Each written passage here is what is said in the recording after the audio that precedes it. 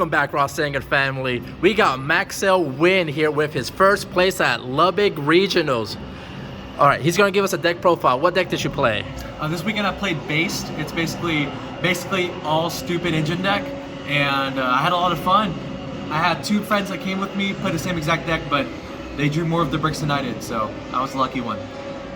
All right, any shout outs? Yeah, shout outs to Team Daily Grind, shout outs to David for Ross Sanger family. Shout outs to basically the guys I rode with. I rode with Eric, Cody, Giordano, Connor, and Kentrell. And shout out to just DZ for being a good local spot to play at. And shout out to Paulie Aronson. He's helped me a lot with the deck and made it perfect. So yeah. Man, Paulie's such a nice guy. Oh yeah. So here's the deck that we worked on. So first off, we have the bricks. We have our Destiny Hero package. We have Destiny Hero Celestial and Destiny Hero Dasher. Next we have Artifact Sanctum. Because if your deck isn't playing Scythe, you ain't winning. We have our tuners. We have Hoppier Squadron. We have Despot 001. We have Mare. It's holographic, so we can draw it. We have Fairy Tale Snow. We have Plague Spreader Zombie. Man, I love how you show us all your bricks, man, right off the bat. You see how many bricks this deck has? And you still got first place? Yeah, man. Congrats, man. You're the GOAT, man. I bricked a lot on these pieces, but most of the time my opponents bricked harder, so I got pretty lucky. All right. Yeah, it's just what happens when you play a higher ceiling deck. You have to play the bricks that comes with it. So first hand trap lineup, we have 3 Ash Blossom and Joyous Spring. Next we have 3 Ghost Bell and Haunted Mansion. We have 3 Ghost Ogre and Snow Rabbit. I've had these since Pepe. I still can't believe I have them. And then we have 2 Veiler, 1 Nib, and 1 Infinite Impermanence.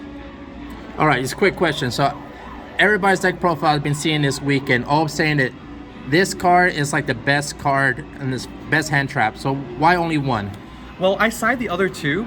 The reason why I play 1 in my main is because it's just a target for my crossout designator. The reason why I don't want to see multiples of this, even if the field is a bunch of combo, is because there's times when your only follow-up is Celestial. If it's in your hand already and you didn't get to resolve it on your opponent, then it's just dead in your hand. And there's no way for you to draw 2 and continue playing. I've lost multiple games in practice because I didn't summon this card out of my hand, or it was stuck in my hand. And that's why. All right. I hope that makes sense. No, it made sense. We have our Brave Token Engine. We have our 3 beautiful Water Enchantress of the Temple. We have 1 Wandering Griffin Rider. We have our 3 Ride of Armaseer, our token generator. 1 Fateful Adventure.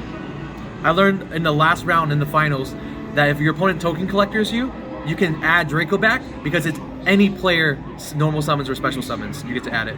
You add Draco back. And I won 3 games with this card after my opponent token collected me, nibbed and gammaed me, where they couldn't get over their own token. I equipped the disc to the token, bounced back to Nibiru, and then I passed it back to them. They said pass back to me, and I killed them. And that happened 3 times. Nice. I bet that feels so satisfying, man. I go from playing base to token control. Speaking of tokens, we have our number 1 level 1. It's 2 Magician Souls, and we have 2 to search it. We have Illusion of Chaos. We don't play Preparation or Rites because this is all you need. You rather see the hard pieces. You don't want extra cards to add you redundancy. Because what happens if I see this and a prep? What if I see this and a prep? It doesn't really make sense. You can't send your cost. So that's why we only play these 4. My punk package is small here. We play only 1 Foxy Tune, 1 Xiamen, and 1 Madam Spider. We don't play the trap card, which is an impermanence, because it's another brick. I don't want to play 11 bricks. I already play 10. So these 3 did it for me. You add this if you have cards to discard. You add this if you can afford to normal summon. And then it just basically goes through your Hako Fibrax combo.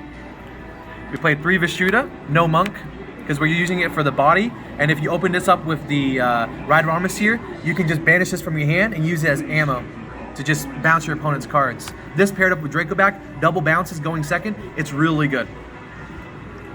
And to go with Vishuda, we have our Red Rose Dragon package. Red Rose Dragon, when it's synchro summoned, you get to summon a monster list Black Rose in its text from your deck or your hand. And the target we summon is Rox Rose Dragon, and it lets us add Basil Shoot, which is basically like a Monster Reborn. And basically off of just using the Red Rose Dragon, you get to have 2 extenders, 2 tuner extenders level 3. And that's why we play that engine. And for our spells, we have 3 Small World to add all the pieces that we're missing from our combo, 3 Emergency Teleport for 1 card Hack-O-Fibrax, 1.5 if you add Foxy Tune, 3 Forbidden Droplet, shout out to this card. This card was the only reason why I got so far in the game. 3 Crossout Designator, I think I only resolved this card like 2 times, but every time I did, it got me there. 1 Call by the Grave, 1 Extra Enchantress or Plague Spreader if you only open up no tuners and just Foolish, and 1 Fusion Destiny. All right. For our side deck, we're playing 3 Artifact Lancia for the Flunder matchup, 3 Psyframe Gear Gamma and Psyframe Driver, the Psychic Soldier that rides into battle. This card was crazy for me today. I'm playing the 2 extra Nibs for 3 against combo. 1 Droll, because I've noticed some decks started siding Droll against B.A.S.E.D, so I want to be able to have it as a crossout target, but also an additional card against the Flunder matchup. 1 Token Collector, because I can send this off of Shooting Riser in my combo against Sword Soul Tenyi or the Mirror or Cyverse Eldritch, and it's just free. 1 Infinite Impermanence for the extra monster negate, and for the backer, you gotta respect them somehow. Gotta play 3 Tornados Gamos. Ooh, foreign. Yeah, Portuguese. Alright. And then now we have our lovely Phantom Beast tokens, have our Mare tokens here, and onto the extra deck, we have I need to get you a Raw Sangit token. Oh, I need to get one of those. 1 Link Spider. This card, you can use it by linking off any token. It helps to make Verte. Now we have 1 Artifact Dagda. This card sets Scythe or Lancia from the deck. It needs to go. It's really good, and it's most of the time free. So what will you say, Dagna or Scythe? Which one has to go? I think Scythe has to go, because Scythe is a card that prevents you from playing, and a lot of decks have to restructure their main strategy if that card gets banned. All right. 1 Verte Anaconda. This card summons, DPE, which is MVP in rogue matches and can kill a lot of decks. We have 2 Crystron Hack-O-Fibrax, 1 Mecha Phantom Beast Aurora Dawn for the full combo, 1 Axis Code Talker, and then for our synchros, we play 1 Herald the Arclight, 1 Cupid Pitch, 1 Shooting Riser Dragon, 1 Yazi Evil of the Yang Zing, 1 Borlode Savage Dragon, 1 Baron de Fleur, 1 Satellite Warrior, and the king of them all, Executive Phoenix Destructor. Say this card one more time. Baron de Fleur. Ooh. Love it. Thank you, David. Thank you, Ross Angan. All right. Don't forget to hit that subscribe button and follow for more.